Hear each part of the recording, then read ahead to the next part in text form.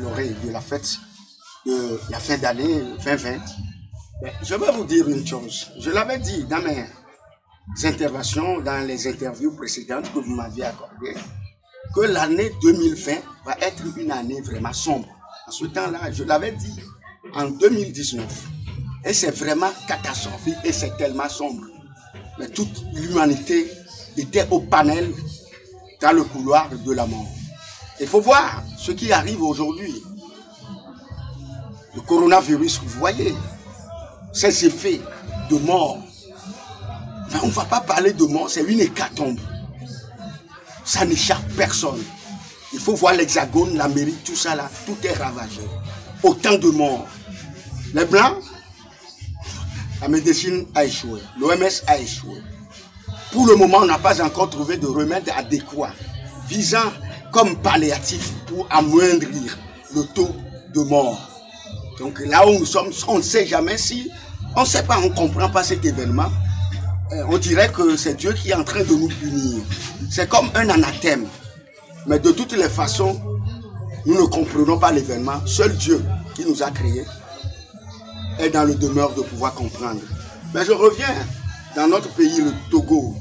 L'année est vraiment catastrophique. Parce que nous avons enregistré beaucoup de morts, notamment la mort de Dem Kodjo, la mort de Yangui Agboido, Madi, la mort de colonel Madouba, la mort des conseillers du président Faure Gnassingbé, la mort de JJ Rawlings du Ghana, élection catastrophique du Togo, assassinat du jeune Mohamed Avedi, coronavirus, oui, avènement du couvre-feu, la misère déchirante avec une paupérisation alarmante, les élèves se donnent à l'inceste, le préfet se donne au porno.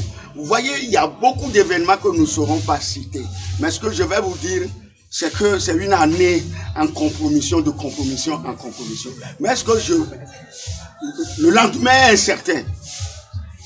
La situation est incertaine. On se demande quel sort va nous réserver bientôt dans une semaine.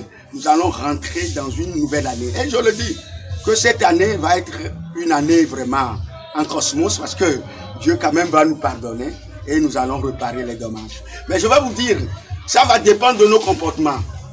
Pourquoi je dis cela? Parce que des fois, il y a des situations aussi compliquées en politique. Mais il faut voir.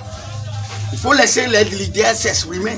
Il faut voir le débat catastrophique du colonel excusez-moi, du président, du Gabriel Agboido Kodjo, actuellement à l'exil, qui s'estime avoir gagné des élections. Eux-mêmes, ils le savent très bien. Mais ce que nous allons dire, c'est de dire en telle sorte qu'en l'an 2021, que ce pays-là soit pacifié, que ces leaders-là se retrouvent. Parce que c'est ici-bas que nous allons reconstruire notre pays. Le Togo regorge beaucoup de ressources, très mastodontes. Monsieur Alphonse, quel est votre souhait pour 2021? Mon souhait, que ce pays-là soit pacifié, que les citoyens soient réconciliés, unis, pour reconstruire et rebâtir l'avenir de nouveau pour nos enfants à venir.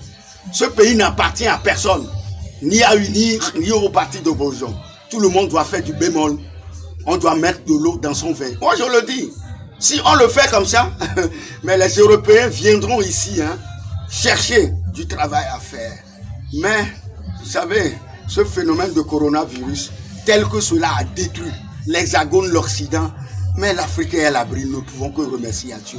Et ça prouve et ça démontre clairement que l'Afrique est le berceau de l'humanité. Chez les Blancs, ils n'acceptent jamais cela. Même l'hiéroglyphe qu'on a découvert en Égypte, dans des années très reculées, ils n'acceptent pas. Parce qu'ils ne veulent pas que la peau noire soit émergée.